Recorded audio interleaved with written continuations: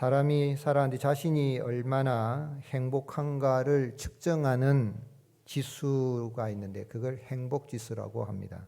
영국의 심리학자 로스웰과 인생 상담사인 코언이 만들어서 2002년에 발표한 행복 공식인데요.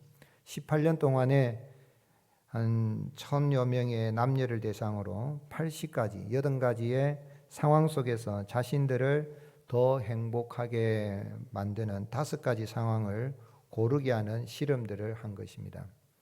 그러한 실험의 결과로 세계에서 146개국 중에 가장 행복 지수가 높은 나라가 어느 나라겠습니까? 핀란드라고 합니다. 5년 연속 세계 1위를 차지하고 있고 2위는 덴마크, 이어서 아이슬란드, 스위스, 네덜란드 순으로 행복지수가 높다고 합니다. 미국은 16위. 우리가 늘 궁금한 나라가 있죠. 일본은 몇일까요? 54위. 한국은 59위라고 합니다. 일본보다 또 행복지수 높았으면 좋겠다는 생각이 들 수도 있겠는데 참 우리나라가 살기 좋은 나라라고도 생각하지만 행복지수는 어떤 경제 활동과 이런 것에 비해서 보면 많이 떨어져 있는 걸 볼 수 있습니다. 행복도를 높이기 위해서, 행복지수를 높이기 위해서 할 수 있는 8가지를 이야기를 했습니다. 가족, 친구, 그리고 자신에게 시간을 많이 쏟아라. 첫 번째. 두 번째는 흥미와 취미 생활을 해라. 세 번째는 밀접한 대인관계를 맺어라. 네 번째는 새로운 사람을 만나라. 다섯 번째는 기존의 틀에서 벗어나라. 여섯 번째는 현재에 몰두하고 과거나 미래에 집착하지 마라. 그리고 일곱 번째는 운동하고 휴식을 해라. 마지막으로는 항상 최선을 다하되 가능한 목표를 설정하고 살아가라. 그러면 행복지수가 높아진다라고 했습니다. 여러분 어떻습니까? 이런 8가지 해보니까 내 행복지수는 많이 높은 것 같습니까? 낮은 것 같습니까? 높은 것 같습니까? 여러분 정말 얼마나 삶이 즐겁고 행복하실까요? 과연 이렇게 하면 행복하고 행복지수가 높아질까요? 아마 그럴 수 있을 겁니다. 어느 정도까지는 가족과 친구들을 가까이 하고 취미생활도 하고 또 사람들도 만나고 운동도 하고 쉬고 뭐 이렇게 나가면 아마 행복지수가 높아진 구체적인 그러한 지침들이 될 수도 있겠지만 과연 정말 행복지수 만점의 그런 삶을 살아갈 수 있을까요? 오늘 읽은 말씀을 보면 디모데전서 오늘 6장 6절에 10절 말씀은 바울은 디모데에게 에베소 교회 내에 목회를 할 때에 이제 다른 교훈을 따른 사람들은 주의를 하고 또 성도들을 이렇게 자족하면서 아주 부하려는 욕심을 버리고 살아가도록 그렇게 믿음으로 지도할 것을 권면한 말씀입니다. 그런데 한번 생각해 봅시다. 여러분 이 세상에 살아갈 때 돈 싫어하는 사람 있습니까? 별로 돈 안 좋아하시나 봐요. 예. 어버이날 돼가지고 선물 드려도 다른 거 다 필요 없고 돈 갖고 온나 그러신다는데 뭐니 해도 근데 왜 그냥 계실까? 돈이 좋다는. 돈 싫어하는 사람 다 근데 돈을 사랑하면 일만하게 뿌리가 된다 이야기를 했어요. 왜 사람들 다 부자 되고 싶어 하잖아요. 열심히 일하는 이유가 돈 벌려고 하는 것이고 그리고 부자 되려고 다 노력을 한단 말입니다. 근데 정말 부자 되고자 하는 게 잘못된 걸까요? 왜 하나님은 부자 되려고 하는 그 욕심은 믿음에서 떠나게 하니까 조심해라고 이 바울을 통해서 디모데에게 에베소 교회 성도들을 그렇게 목향을 하도록 가르친 걸까요? 또한 본문에서 어떻게 하면 행복지수 만점의 그런 높은 행복한 삶을 살아갈 수 있는 길을 알 수 있을까요? 하나님께서 바울을 통해서 이 디모데에게 부하려는 자들은 시험과 올무 여러 가지 어리석고 해로운 욕심에 떨어져 마지막은 파멸과 멸망에 이르게 되니 돈을 사랑하지 않도록 돈을 사랑함이 일만하게 뿌리가 된다고 한 것은 돈을 벌지 마라. 직장 생활도 하지 마라. 경제 활동하지 마라는 그런 말씀이 아닙니다. 주님이 이렇게 말씀하신 것은 인생의 모든 필요는 누가 공급해 주신다는 거예요? 하나님이 공급해 주시는 걸 알고 그 하나님을 믿는 믿음으로 사는 것이 행복지수 만점의 삶을 사는 것이다는 것을 알게 하기 위함인 겁니다. 돈 벌지 말아라.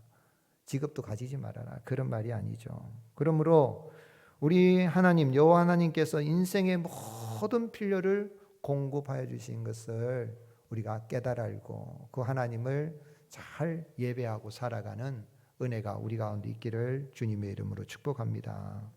바울은 8절 말씀에 우리가 먹을 것과 입을 것이 있은즉 족한 줄로 알 것이니라 그랬습니다. 먹을 것, 입을 것.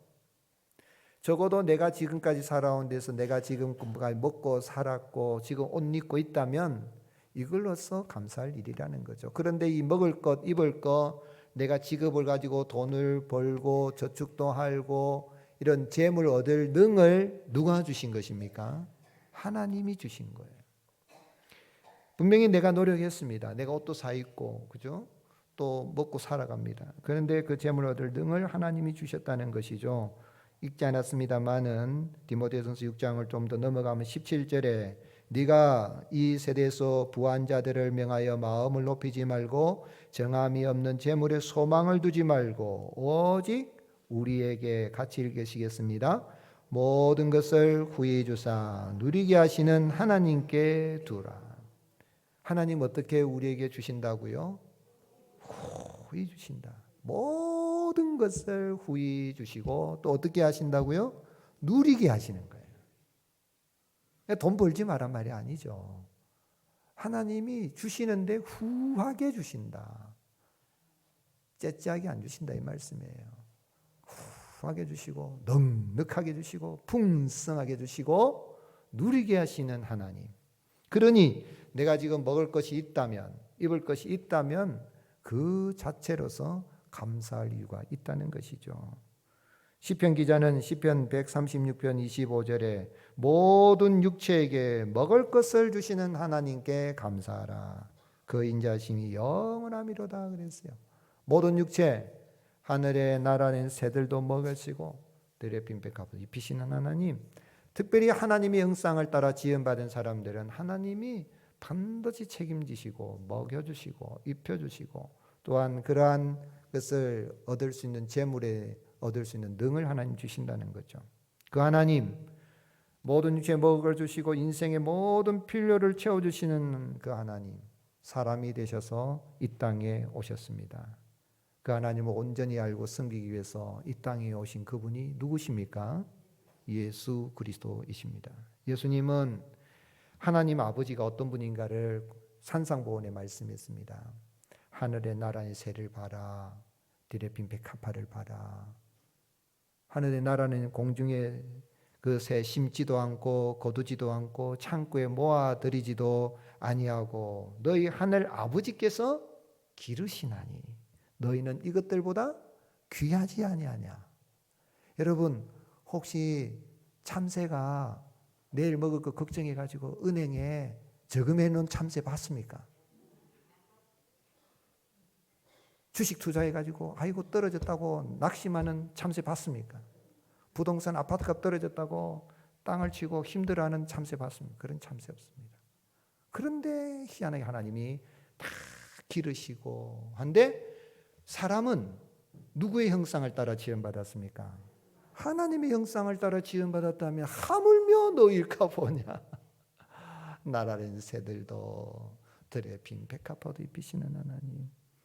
백합화를 봐라. 솔로몬이 입은 옷보다도 더 아름답다 그랬어요. 제가 솔로몬이 입은 옷을 보지는 못했는데 백합화 정말 아름답습니다. 그런데 마태복음 6장 30절에 오늘 있다가 내일 아궁이에 던져지는 들풀도 하나님이 이렇게 입히시거든. 누가 입히셨다고요? 하나님이 입히시거든. 하물며 너일까 보냐. 하나님의 형상을 따라 지음받은 너일까 보냐. 믿음이 작은 자들아 그러므로 염려하여 이르기를 무엇을 먹을까 무엇을 마실까 무엇을 입을까 염려하지 말라. 그 하나님 잘 알지 못하는 인생들에게 하나님을 모든 필요를 공급하여 주시는 그 하나님을 예배하는 자로 세우기 위해서 이 땅에 오신 주님은 실제로 예수님을 믿는 자들을 다 구원하여 주실 뿐만 아니라 영혼도 구원하여 주시고 육체의 모든 필요로, 경제적인 필요도 다 채워주시고 마음에 참 평안을 주시는 하나님이십니다.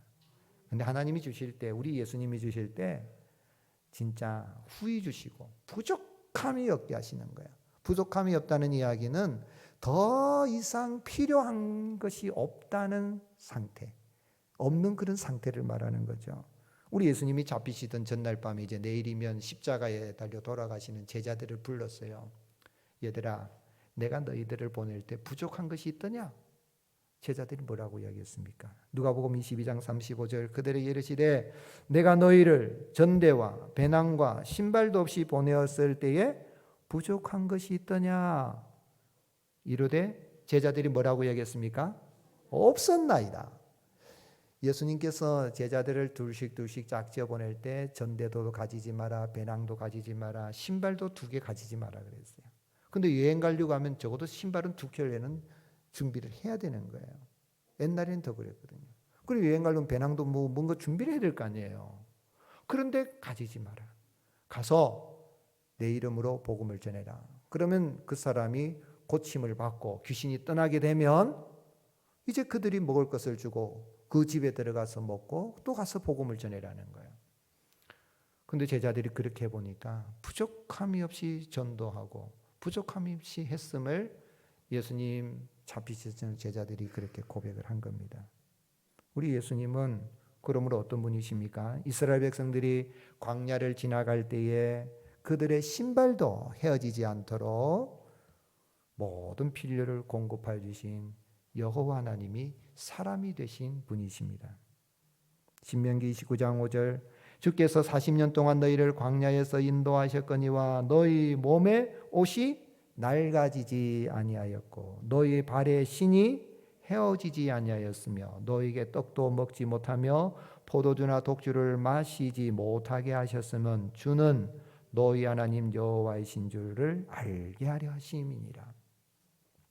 시나이 반도를 지나가면요, 우리가 성지 순례할 기회가 있으면 한번 가면 좋겠는데 지금은 이집트도 전에 테러로 인해서 이제 이집트는 시나이 반도는 여행을 이제 못 하고 있어요. 근데 저는 그 시나이 반도를 지나갈 기회가 있어서 그런데 거기는 모래 사막이 아니라 완전 돌 사막이에요. 모래 사막이면 파고 들어가면 적어도 몇십 미터 파면 물이 있대요.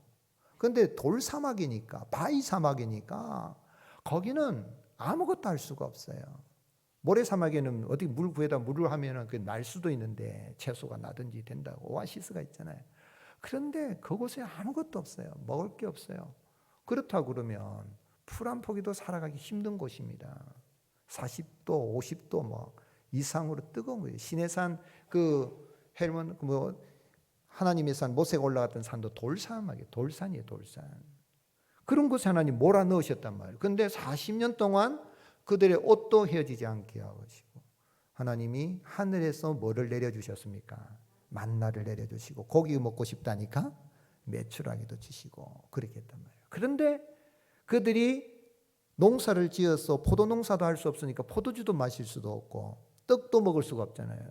뭐 떡이나 보리나 뭐 나와야 그걸 떡을 했는데 떡도 못 먹는데 하나님이 만나를 채워주셔서 먹지 못하게 하셨어요. 그런 것들을 포도주를 마시지 못하게 하시고 떡도 먹지 못하게 한 이유가 뭐냐면 너희를 먹이시고 입히시고 신발까지라도 헤어지지 않도록 공급하신 분이 여호와 하나님이신 것을 알게 하기 위함이라 그랬어요. 그 하나님, 우리 예수님은 실제로 오셔서 예수님을 믿는 사람들과 그들의 영혼을 구원해 주시고 그들 예수님과 함께 있을 때 그들은 조금도 부족함이 없었죠. 그래서 예수님을 구주로 정말 영접한 사람은요, 인생의 목적이 달라집니다. 삶의 방향이 달라집니다. 대표적인 사람이 누구죠? 삭개오. 여리고성에 살고 있는 삭개오. 예수님이 찾아오셔서 삭개오를 영접해 주셨어요. 그러니 삭개오도 예수님을 영접했죠. 자기 같은 죄인을 손가락질 당하는 세무서장, 세르장 하는 돈밖에 모르는 그런 자로 살아가는데 예수님이 자기를 영접해 너무너무 감사해서 예수님의 영접을 받고 예수님을 영접한 후에 뭐라고 고백했습니까? 누가복음 19장 8절에 삭개오가 서서 주께 여짜오되 주여 보시옵소서 내 소유의 절반을 누구에게 주겠다 그랬습니까? 가난한 사람들에게 주겠다 그랬어요. 누구를 토색한 거, 속여 빼앗은 것 있으면 몇 배나 갚겠다 그랬습니까? 4배나 갚겠다 그랬어요. 잘 생각해 보자고요. 삭개오가 예수님 만나서 손해봤습니까? 덕을 봤습니까? 어떤 손해봤죠? 재산이 반토막이 날아갔죠. 가난한 사람들이 예수님 안 만났더라면 내 재산이 반토막 날 이유가 없을 건데 괜히 예수님 영접해주고 괜히 예수님 믿어 감동받아가지고 재산 반 날라가 버리고 계속해서 또 세무서장하다가 이렇게 하다 잘못한 거 남에게 좀 억지로 이렇게 네 세무조사한다 해가지고 돈 빼앗은 거 4배나 갚겠다고 해가지고 계속해서 자기 재산이 손해나게 됐는데도 삭개오는 기뻐하고 즐거워한 거예요. 예수님으로 말미암아 돈하고는 비교할 수 없는 모든 것을 가지고 계시는 그 주님, 우리의 영혼의 필요와 육체의 필요를 다 공급하신 그 주님을 구주로 영접하니까 주님이 모든 필요를 주셨구나 생각하고 달라요. 삶의 목적이 달라진 거예요. 이런 기쁨이 삭개오에게 넘친 거예요. 삭개오만 아니라 우리에게도 이런 기쁨이 충만하시기를 예수님의 이름으로 축복합니다. 그래서 바울이 뭐라고 했습니까? 왜 예수님이 가난하게 사셨어요? 이 땅에 예수님이 부자로 오실 수 있잖아요. 왕이시라 그랬다면 왕족으로서 부자로 오실 수 있고 귀족으로 오실 수 있습니다. 그런데 가난한 목수의 아들로 태어나셨어요. 목수는 직업이 귀천이었다 그래는 당대에서는요 아주 천한 직업이란 말이에요. 돈도 많이 못 벌어요. 그래서 예수님은 가난하게 사셨어요. 손에 못이 100일 정도 30세가 될 때까지 그래 사셨단 말이에요. 아버지 요셉의 밑에서 목수 일을 하면서 괭이가 박이고 그래 살았단 말이에요. 예수님 손은 거칠거칠하다고. 왜 그렇게 되셨는가? 왜 가난하게 사셨는가? 부자 될 수 있어요. 천지 만물을 창조하신 창조주이시오. 마지막 아담이시오. 완전한 사람이시오. 죄가 없으신 주님이시라면 얼마든지 부자로 사시는. 왜 가난하게 되셨는가? 그 이유가 고린도서 8장 9절 같이 읽겠습니다.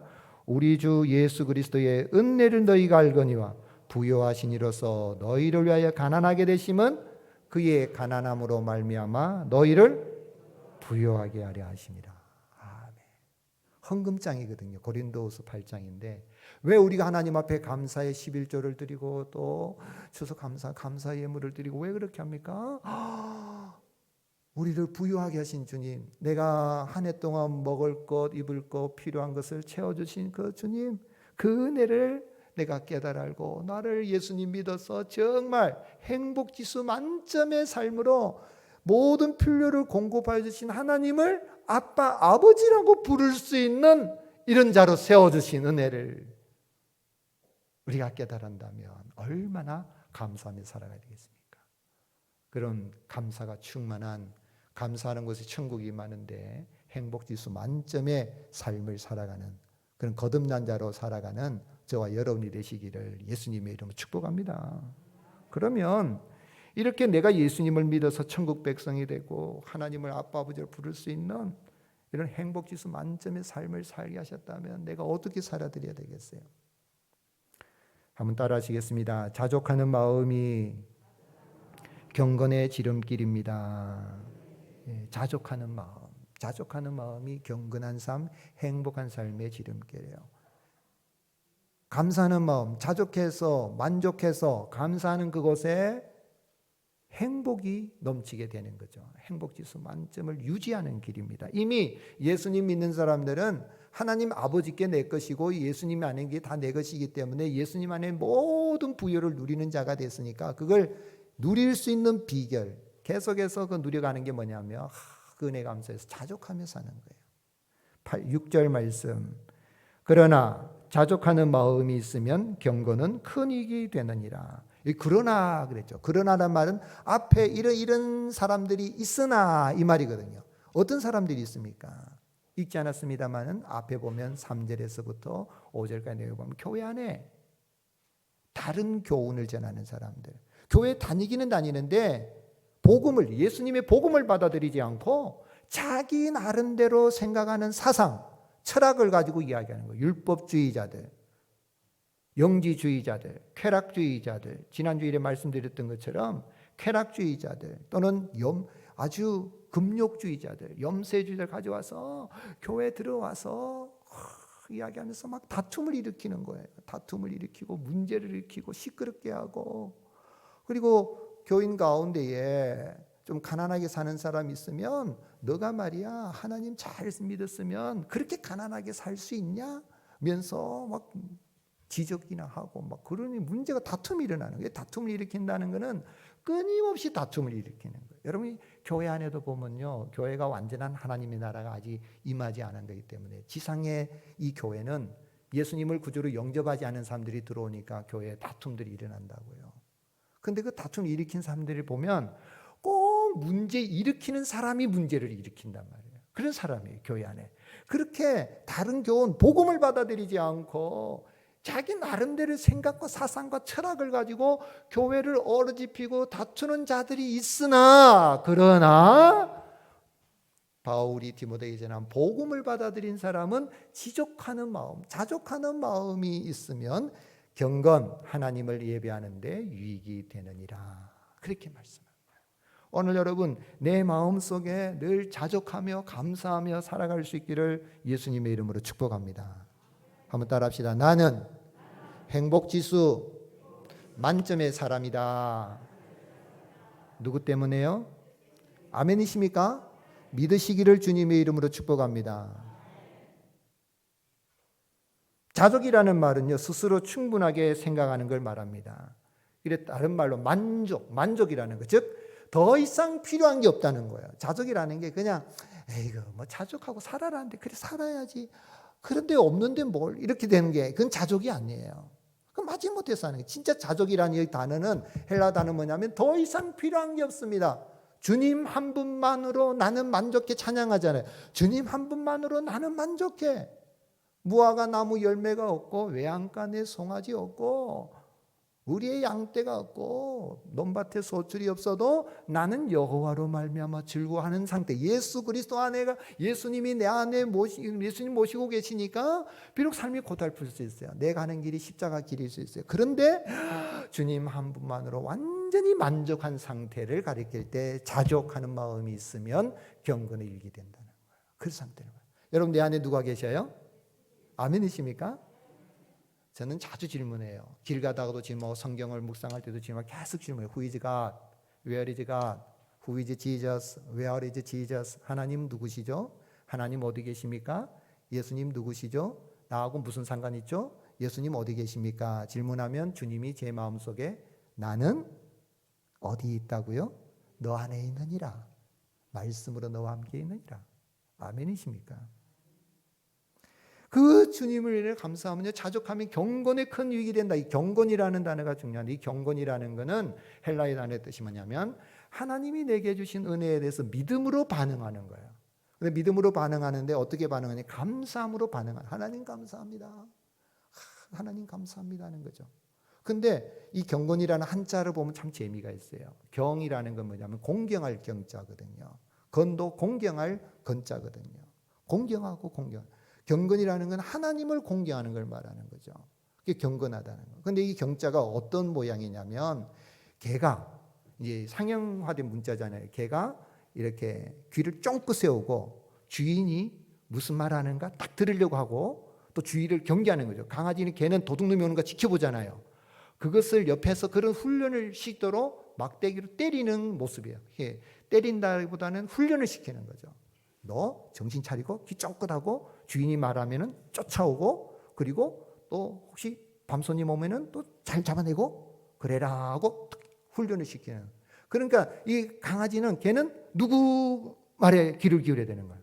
주인의 말에 기울이는 것처럼 경건이라는 건 경이라는 건 하나님을 공경.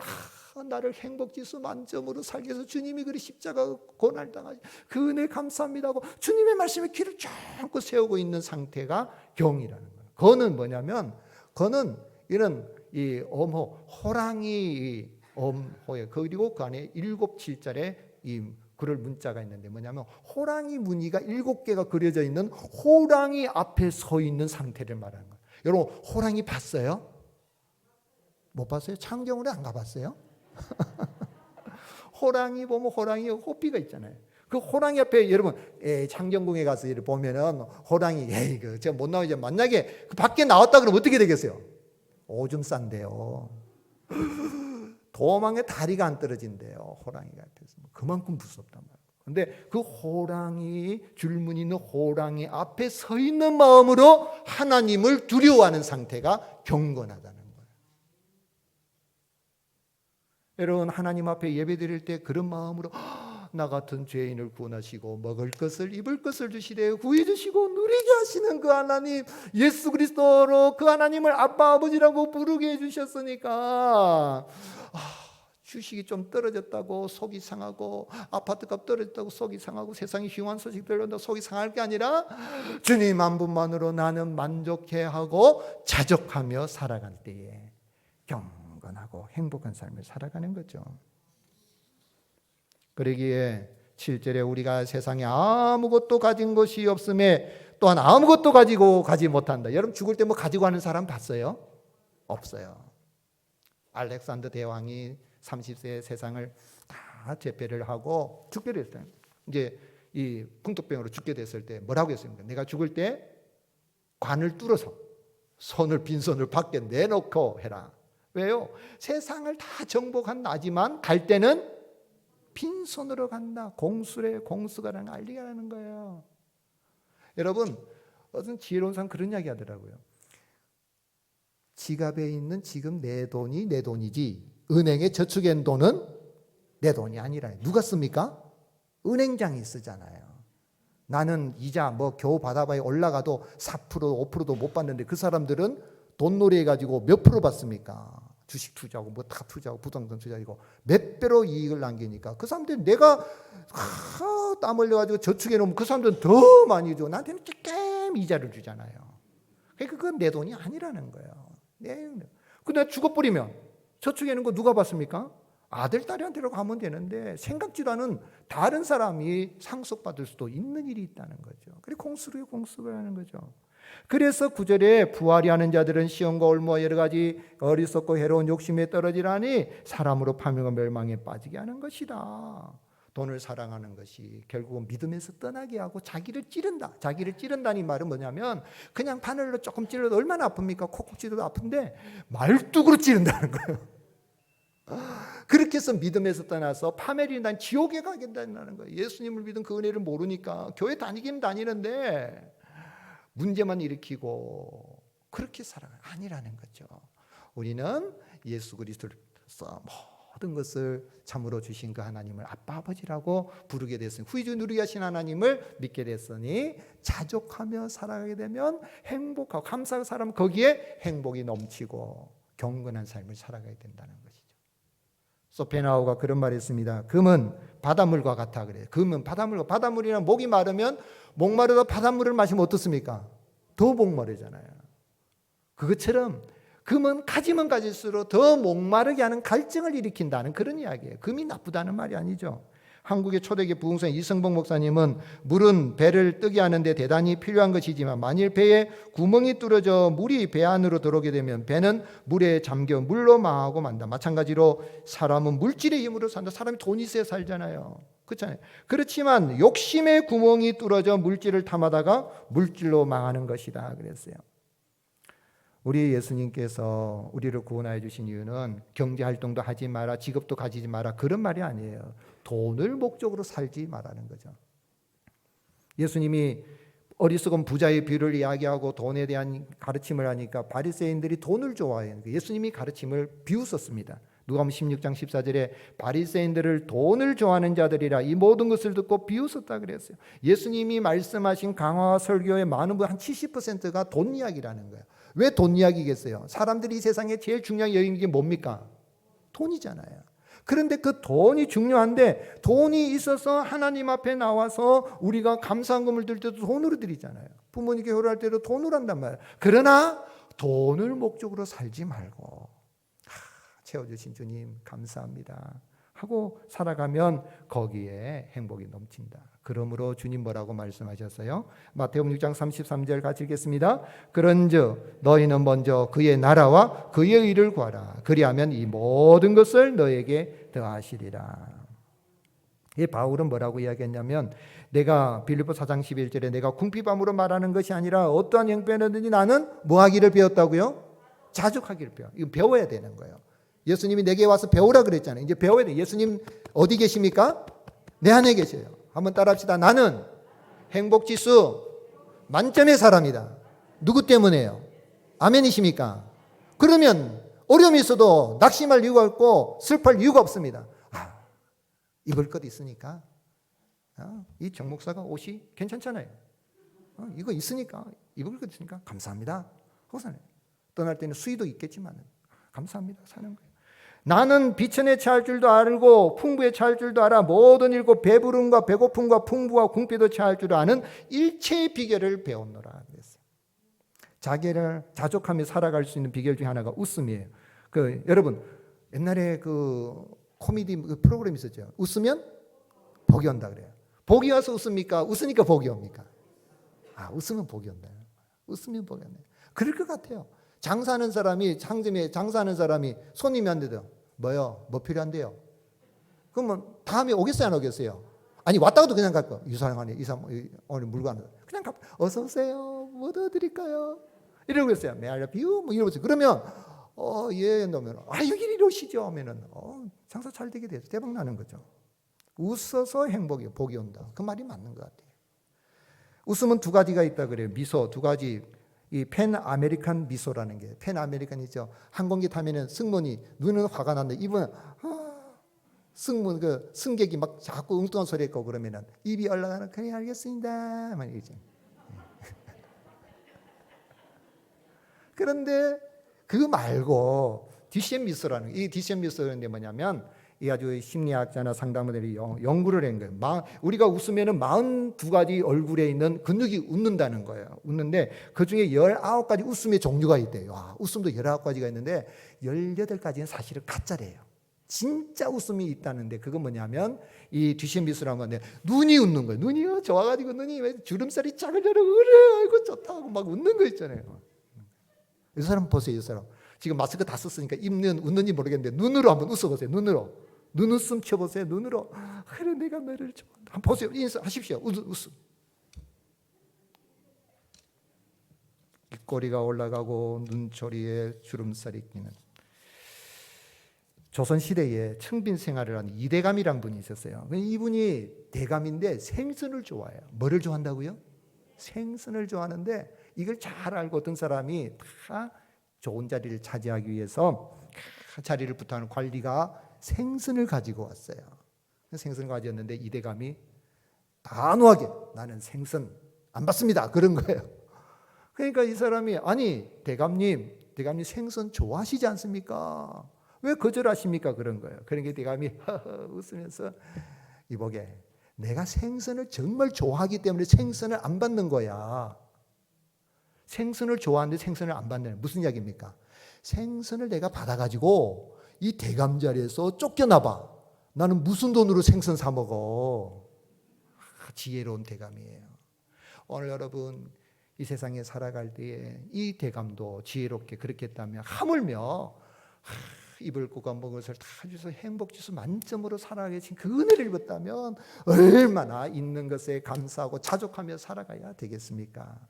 이 한 주간도 주님 은혜를 내려서 자족하고 경건하게 살아드리고 감사하며 살아가는 복된 한 주간 되시기를 예수님의 이름으로 축복합니다.